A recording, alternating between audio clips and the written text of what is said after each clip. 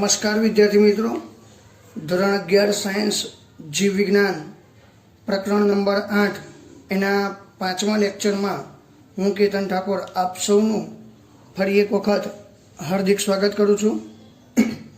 मित्रों, लास्ट लेक्चरनी अंदर आपणे सुकोष केंद्रीय कोष अने कोष रस पटल एनी अंदर पण खास फ्लूइड मोज़ेक मॉडल एनी बहु ज विस्तृत चर्चा करी। साथे साथे कोष रस पटलना कार्यों शुं छे एने पण समजવાનો प्रयत्न कर्यो અને આજે એવો જ એક મુદ્દો જે છે એ છે કોષ દિવાલ। તો એને આપણે સમજવાનો પ્રયત્ન કરીએ। મિત્રો, કોષ દિવાલ એટલે તમને ખબર છે કે વનસ્પતિ કોષ હોય અથવા ફૂગનો કોષ હોય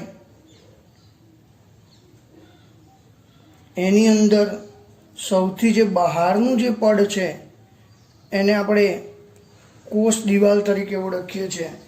તો વ્યાખ્યા કરવી હોય તો મિત્રો આવી થાય કે ફૂગ અને વનસ્પતિના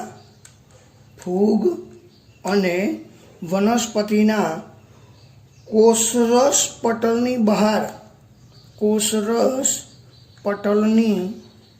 બહાર આવેલ निर्जीव दृढ़ रचना ने कोष दिवाल कहेवामां आवे छे। मित्रों, दाखला तरीके आ एक वनस्पति कोष है अथवा प्राणी कोष है, फूगनो कोष है, तो एनी अंदर आ कोषरस स्तर अथवा कोषरस पटल है एनी बहार आवेली आ निर्जीव अने दृढ़ रचना एटले के सखत रचना है, तो एने आपणे कोष दिवाल तरीके ओळखीए छीए।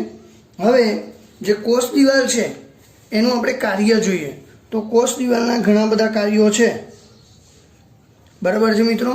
તો પહેલાં પહેલું જે કોષ દિવાલ છે એ કોષને આકાર પૂરો પાડે છે, આકાર આપે છે, બરાબર છે। તો પહેલાં પહેલું કોષ દિવાલ એ કોષને આકાર આપે છે। બીજું કે કોષને યાંત્રિક નુકસાનથી પણ રક્ષણ પૂરું પાડે છે, યાંત્રિક નુકસાનથી રક્ષણ પૂરું પાડે છે। આ ઉપરાંત જે કોષ રસસ્તર છે એને ચેપથી અથવા કોષને ચેપથી પણ રક્ષણ પૂરું પાડે છે, બરાબર છે। ત્યારબાદ કોષો વચ્ચે બે કોષો છે, કોષો વચ્ચે संपर्क बनावी राखवानुं काम पण अथवा संपर्क जाळवी राखवानुं काम पण ए कोष दिवाल करतुं होय छे। साथे साथे अनिच्छनीय जे महाणुओ छे एटले के जे नकामा द्रव्यो छे, अनिच्छनीय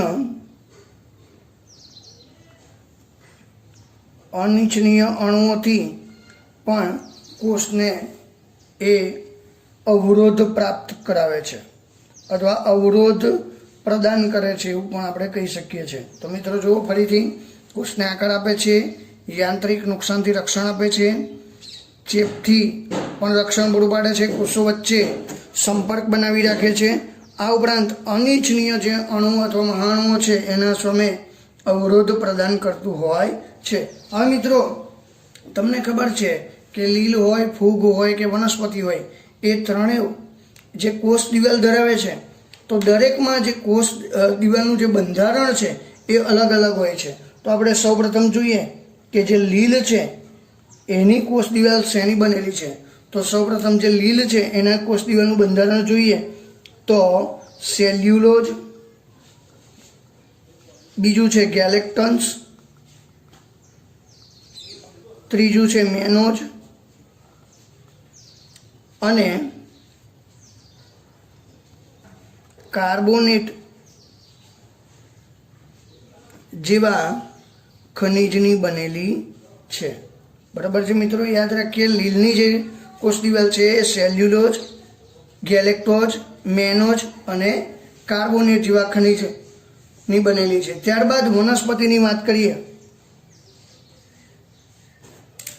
આપણે વનસ્પતિની વાત કરીએ કે જે વનસ્પતિની કોષ દિવાલ છે એ શેની બનેલી છે। तो वनस्पतिनी जे कोष दिवाल छे એ સેલ્યુલોઝ, હેમિસેલ્યુલોઝ, પેક્ટિન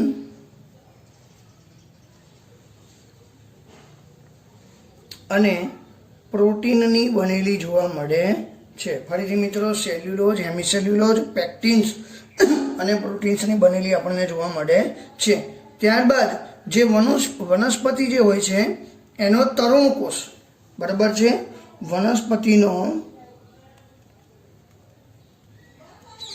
તરુણ કોષ. તરુણ એટલે મિત્રો નવો અથવા કુમળો પણ તમે એને કહી શકો છો. તો એની જે કોષ દિવાલ છે એમાં થોડોક ફેરફાર હોય છે. હવે મિત્રો, જે તરુણ જે કોષ છે, આપણે લખીએ વનસ્પતિનો જે તરુણ કોષ છે એ પ્રાથમિક પ્રકારની કોષ દિવાલ ધરાવે છે. બરાબર છે મિત્રો, પ્રાથમિક પ્રકારની કોષ દિવાલ ધરાવે છે જેમાં વૃદ્ધિની ક્ષમતા હોય છે. આમ તો મિત્રો જોઈએ કે એકવાર કોષ દિવાલ પરિપક્વ થઈ જાય પછી એ વૃદ્ધિ પામતી નથી, અને એટલે જ આપણે એની વ્યાખ્યામાં બોલ્યા કે નિર્જીવ દ્રઢ રચના છે.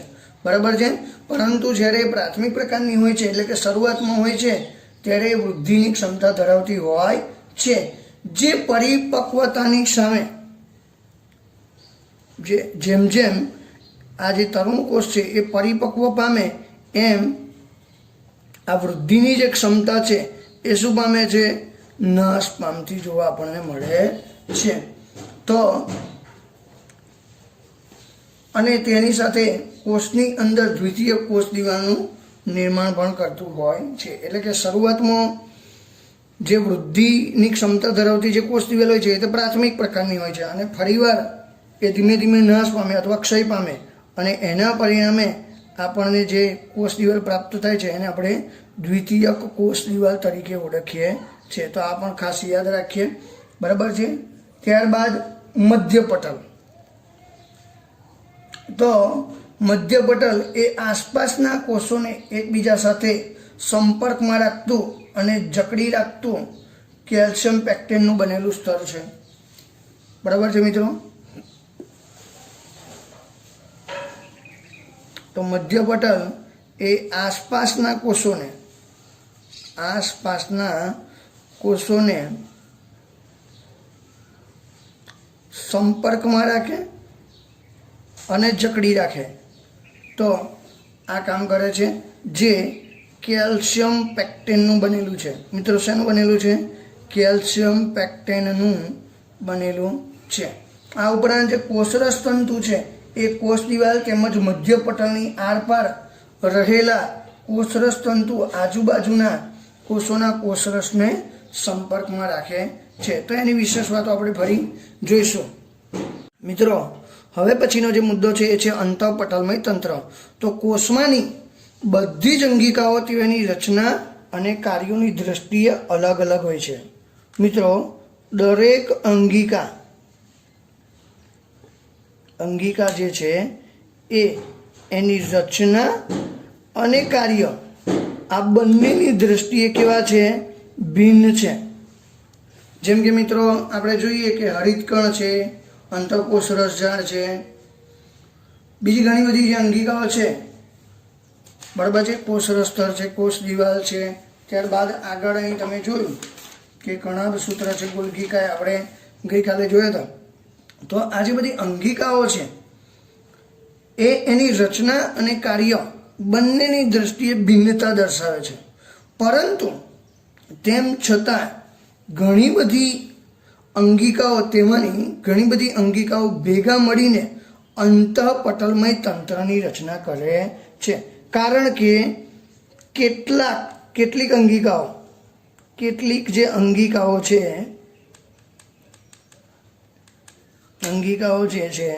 એ એકબીજાના સંકલનથી કાર્ય કરતી હોય છે. બરાબર છે મિત્રો. અહીં સમજો કે દરેક જે અંગિકા છે એની રચના અને કાર્ય તો ભિન્ન જ છે, પરંતુ કેટલીક અંગિકાઓ એવી છે કે જે કાર્ય ભલે અલગ અલગ કરતી હોય પરંતુ એનું જે કાર્ય છે એ એકબીજા વગર થઈ શકતું નથી. જેમ કે હું તમને એક ઉદાહરણ આપું. પંખો છે, સ્વિચ છે અને રેગ્યુલેટર છે, બરાબર છે. હવે જુઓ, પંખાનું કામ શું છે? આપણને ચાલુ થાય એટલે હવા પવન આપવાનું, બરાબર છે. પરંતુ જે પંખો વસ્તુ જુદી છે, સ્વિચ પણ વસ્તુ જુદી છે. પરંતુ તમને ખબર છે કે સ્વિચ વગર કે પંખો ચાલુ થવાનો છે નહીં, અને રેગ્યુલેટર વડે એ રેગ્યુલેટ પણ થવાનો નથી, બરાબર છે. તો આમ અહીં પણ એવું છે કે ઘણી અંગિકાઓ છે એ એકબીજાના વગર કાર્ય કરી શકતી નથી. એટલે કે એકબીજાને કામ કરવા માટે એકબીજાનું સંકલન અથવા એકબીજાની હાજરી એ રીતે હોવી જરૂરી છે. તો એકબીજાના સંકલનથી કાર્ય કરે છે, માટે એને આપણે અંતઃપટલમય તંત્ર તરીકે ઓળખીએ છીએ.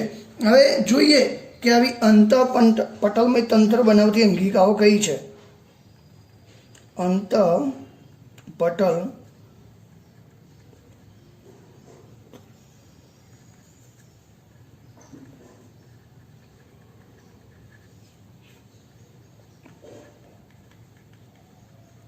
આપણે જોઈએ તો પહેલામાં પહેલી જે છે એ છે અંતઃકોષરસ જાળ. પહેલીમ જે છે એ છે અંતઃકોષરસ જાળ. ત્યારબાદ બીજી છે ગોલ્ગી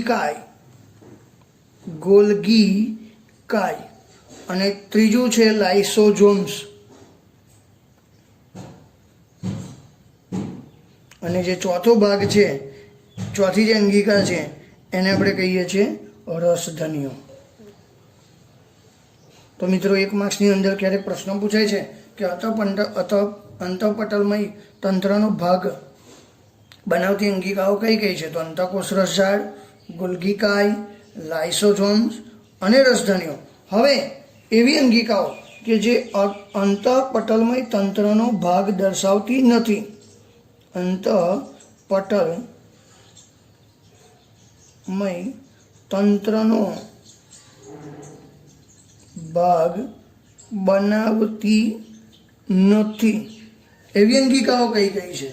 તો એવી જે છે એવી 3 અંગિકાઓ છે. તો એક છે કણાભસૂત્ર, બીજી છે હરિતકણ, અને ત્રીજી છે પેરોક્સિઝોમ. બરાબર છે મિત્રો. તો જો પટલમય તંત્રનો ભાગ બનાવતી કુલ અંગિકાઓ 4 છે, અને જે ભાગ નથી બનાવતી એ 3 છે, અને એ છે કણાભસૂત્ર, હરિતકણ અને પેરોક્સિઝોમ. મિત્રો, આપણે કોષની અંદર આવેલી જુદી જુદી જે રચનાઓ છે એનો અભ્યાસ કરી રહ્યા છે. તો એની અંદર હવે પછીની જે અંગિકા છે એ છે અંતઃકોષરસ જાળ. અંતઃકોષરસ જાળની જે રચના છે એ ઇલેક્ટ્રોન માઇક્રોસ્કોપની શોધ થયા પછી અસ્તિત્વમાં આવી છે અથવા જાણવામાં આવી છે. હવે મિત્રો જોઈએ કે અંતઃકોષરસ જાળ એટલે શું? તો કોષરસમાં પથરાયેલ જાડા જેવી રચનાને અથવા જાડી જેવી જે રચના છે એને આપણે અંતઃકોષરસ જાળ કહીએ છીએ. અહીં આગળ જે જાડી જેવી રચના છે એને આપણે અંતઃકોષરસ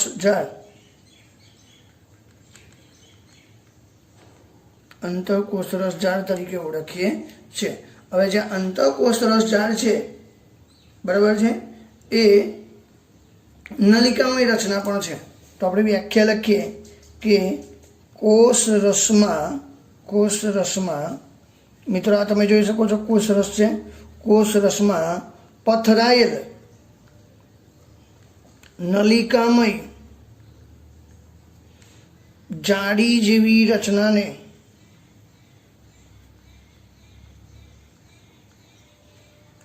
અંતઃકોષરસ જાળ કહીએ છીએ. મિત્રો, તમે જોઈ શકો છો કે અંતઃકોષરસ જાળ છે એ મુખ્યત્વે એની શરૂઆત ક્યાંથી થાય છે? તો અંતઃકોષરસ જાળ જે છે એ કોષ કેન્દ્રનું જે કોષ કેન્દ્ર પટલ છે એમાંથી શરૂઆત થઈને કોષરસ સ્તર સુધી, બરાબર છે, શરૂઆત એની ક્યાંથી થાય છે કે જે કોષ કેન્દ્ર પટલ છે ત્યાં પટલ છે એની અંદર એક ખૂંપેલી છે, અને કોષરસ સ્તર સુધી એ લંબાયેલી જોવા મળે છે. તો અહીં આગળ આપણે જે અંતઃકોષ રસજાળ છે, જેને આપણે અંગ્રેજીમાં એન્ડોપ્લાઝમિક રેટિક્યુલમ પણ કહીએ છીએ, ER કહીએ છીએ, તો એ મુખ્ય બે ભાગ ધરાવે છે, એક પટલમય અને બીજું બાહ્ય પટલ. તો બાહ્ય પટલ એટલે શું અને પટલમય એટલે શું? તો જે કોષ કેન્દ્ર પટલ છે, અહીં તમે જોઈ શકો છો કે એની જે શરૂઆત છે એ કોષ કેન્દ્ર પટલથી થયેલી છે, એટલે કે કોષ કેન્દ્ર પટલની અંદર પણ એ થોડી ઘણી ખૂપેલી છે. તો એ પટલમય ભાગ છે, અને જે આપણે બહાર જોઈએ છે જે જાળી જેવી રચનાને, તો એ બાહ્ય પટલનો એક ભાગ છે. તો આ રીતે અંતઃકોષ રસજાળ છે એ બે ભાગમાં વહેંચેલી જોવા મળે છે. મિત્રો, જે અંતઃકોષ રસજાળ છે એના આપણે પ્રકાર જોઈએ. તો હું અહીં ટાઇટલ આપું છું ER ના પ્રકાર. ER એટલે કે એન્ડોપ્લાઝમિક રેટિક્યુલમ અથવા અંતઃકોષ રસજાળ. હવે અંતઃકોષ રસજાળના પ્રકાર કયા કયા છે એને આપણે સમજવાનો પ્રયત્ન કરીએ. તો એના કુલ બે પ્રકાર છે, એક RER અને બીજું છે SER. બરાબર? તો RER શું છે ને SER શું છે, તો એને આપણે સમજવાનો પ્રયત્ન કરીએ. તો RER ને આપણે બીજી ભાષામાં કણિકામય અંતઃકોષ રસજાળ તરીકે પણ ઓળખીએ છીએ. બરાબર? જેનો અંગ્રેજીમાં કંઈક આ રીતે આપણે બોલી શકીએ છીએ કે રફ એન્ડોપ્લાઝમિક રેટિક્યુલમ, એટલે કે કણિકામય અંતઃકોષ રસજાળ. તો આપણે કણિકામય અંતઃકોષ રસજાળ કોને કહીશું? તો જે અંતઃકોષ રસજાળની ઉપર, બરાબર છે, જે અંતઃકોષ રસજાળ છે એની બાહ્ય સપાટી પર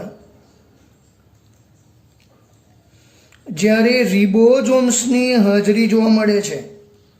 મિત્રો, તમને ખબર છે કે રિબોઝોમ્સ માંગી જતા છે, બરાબર?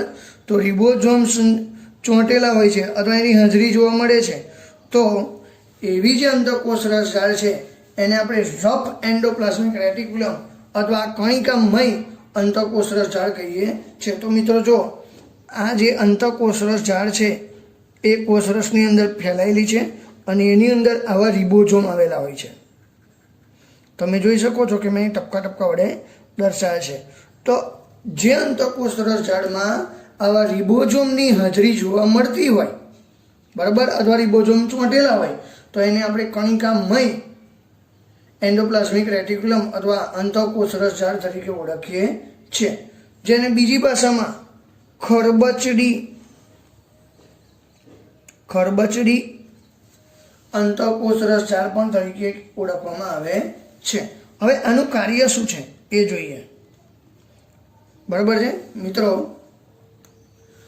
તો જે પ્રોટીન સંશ્લેષણમાં અને સ્ત્રાવમાં સક્રિય રીતે ભાગ ભજવતા હોય એવા કોષોની અંદર આ અંતઃકોષ રસજાળ આપણને જોવા મળતી હોય છે. એટલે કે જે કોષની અંદર પ્રોટીન સંશ્લેષણ કરવાનું હોય, તો એ માટે શું જોઈએ છે? ઉત્સેચકો જરૂરી છે. તો એ ઉત્સેચકોનું જ્યાં સંશ્લેષણ થતું હોય એવા કોષોની અંદર આ તમને કણિકામય અથવા ખરબચડી અંતઃકોષ રસજાળ જોવા મળે છે. હવે તમને પ્રશ્ન થાય કે આવું શેમાં હોય? તો આપણા શરીરની અંદર જે સ્વાદુપિંડના કોષો છે કે જેની અંદરથી આપણને ખબર છે કે ઇન્સ્યુલિન એ પ્રકારના અંતઃસ્ત્રાવનો સ્ત્રાવ થાય છે, જે પ્રોટીનમય અંતઃસ્ત્રાવ છે, તો એની અંદર આ પ્રકારની અંતઃકોષ રસજાળ જોવા મળતી હોય છે. હવે આ કણિકામય અંતઃકોષ રસજાળ છે એ ખૂબ જ વિસ્તરેલ હોય છે. એ ખૂબ જ વિસ્તરેલી આપણને કોષરસમાં જોવા મળતી હોય છે. તો મિત્રો ખાસ યાદ રાખીએ કે જે અંતઃકોષ રસજાળની ઉપર રિબોઝોમ આવેલા હોય એને ખરબચડી કહેવાય. એ ક્યાં હોય? તો પ્રોટીન સંશ્લેષણની અંદર ઉત્સેચકો જરૂરી છે એવા કોષોની અંદર હોય છે. એમાં ખાસ કરીને મેં તમને કહ્યું કે સ્વાદુપિંડની અંદર આવેલા જે બીટા લેંગળાંશના જે કોષપુંજનો સમૂહ છે એની અંદર જોવા મળે છે. અને આ જે અંતઃકોષ રસજાળ છે કણિકામય એ ખૂબ જ વિસ્તરેલી જોવા મળતી હોય છે. હવે કણિકાવિહીન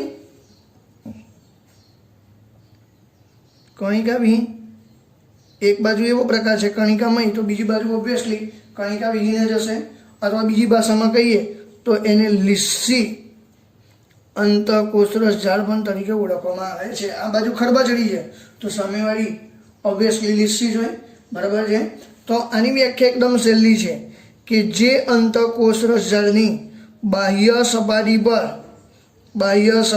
પર રિબોઝોમ્સ આવેલા હોતા નથી, અથવા રિબોઝોમ્સ કેવા હોય છે, ગેરહાજર હોય છે, તો એને આપણે લીસ્સી અંતઃકોષ રસજાળ અથવા કણિકાવિહીન અંતઃકોષ રસજાળ કહીએ છીએ. તો મિત્રો તમને એવું થાય કે આ પ્રકારના અથવા એનું કાર્ય શું છે, તો જે લિપિડ સંશ્લેષણ કરતા હોય, લિપિડ સંશ્લેષણ કરતા જે કોષો છે એની અંદર એ પોતે આવેલી જોવા મળતી હોય છે. હવે જો સાથે સાથે પ્રાણી કોષોમાં સ્ટીરોઇડલ અંતઃસ્ત્રાવ જેવા લિપિડનું સંશ્લેષણ એ આપણે વાત કરીએ કે પ્રાણી કોષોમાં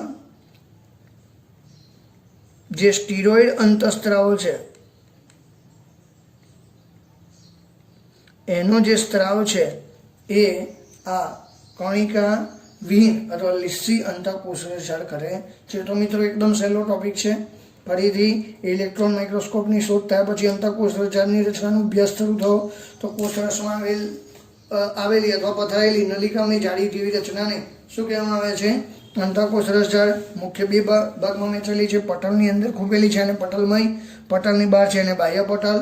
બે વિભાગમાં એના પ્રકાર બે પાડીએ, કણિકામય અને કણિકાવિહીન. કણિકામય હોય એની અંદર જે અંતઃકોષ રસજાળ છે એની સપાટી પર આપણને રિબોઝોમની હાજરી જોવા મળે છે, જ્યારે પેલી બાજુ જોવા મળતી નથી કણિકાવિહીનમાં, બરાબર છે. અને આપણે ખરબચડી પણ કહીએ છીએ અને પેલાને આપણે લીસ્સી કહીએ છીએ.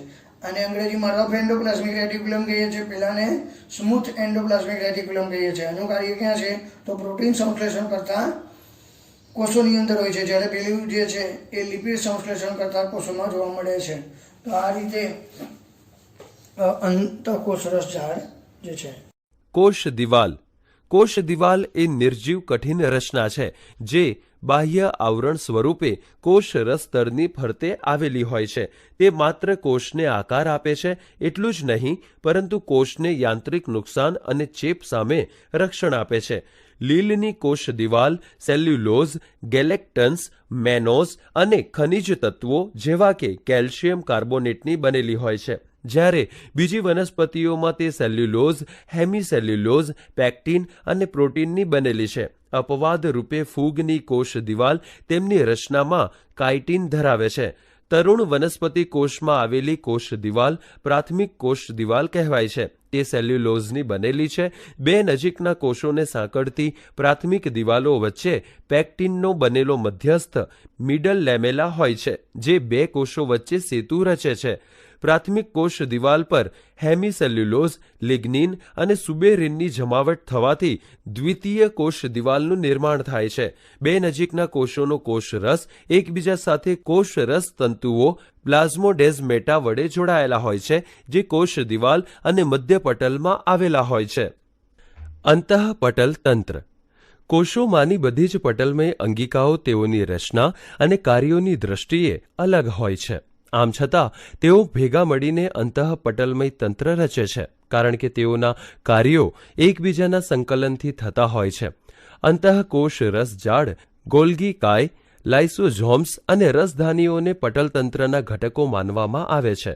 કણાભ સૂત્ર, હરિત કણ અને પેરોક્સિઝોમ્સનું સંકલન ઉપરના પટલતંત્ર સાથે હોતું નથી, તેથી તેઓને અંતઃપટલ તંત્રનો ભાગ માનવામાં આવતો નથી.